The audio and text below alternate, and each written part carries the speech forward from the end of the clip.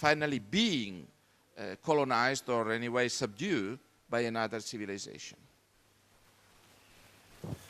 That is more science fiction than science, actually, at the moment. The whole problem is more science fiction because the Star Wars scenarios, nobody proved at any time that Star Wars exists at all, and whether there are barriers in space or not.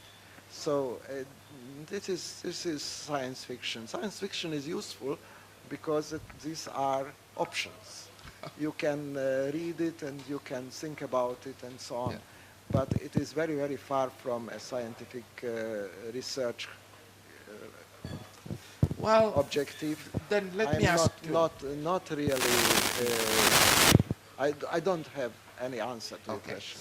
Well, let me just put it in a different fashion. Would you regard relativistic interstellar flight as a possibility for the future of humankind to expand, even just a little, into the galaxy, or not? Well, I would like to ask you this question because you are the proponent of this kind of interstellar travel, and I heard everything from you on the subject. Really, interstellar flight, if possible, makes the Fermi paradox even worse. The Fermi paradox is a paradox which says that where are they? Why we don't meet them every day here in the solar system and so on. Yes.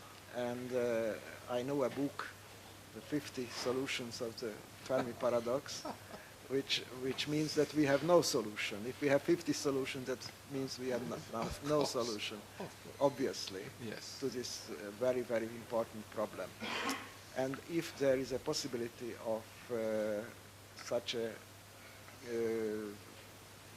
travel through space and time, then why aren't they here?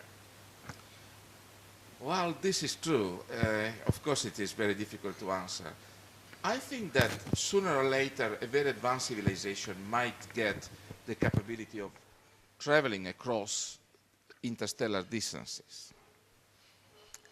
The question is perhaps whether this civilization is willing to keep the expansion pace, or just they will stop at a certain time because they are satisfied with their own situation.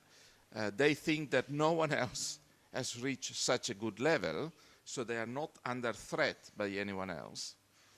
And so in conclusion, a sort of peaceful agreement, not really wanted by each of them as an intentional desire, but practically established by a sort of equilibrium, could take place. This is essentially what actually took place in history when different civilizations expanded, each up to a certain extent, but then they finally stopped expanding because they found that peaceful coexistence was the best way of coping with all these problems. Well, I would like to thank you very much, not only for your answer, but especially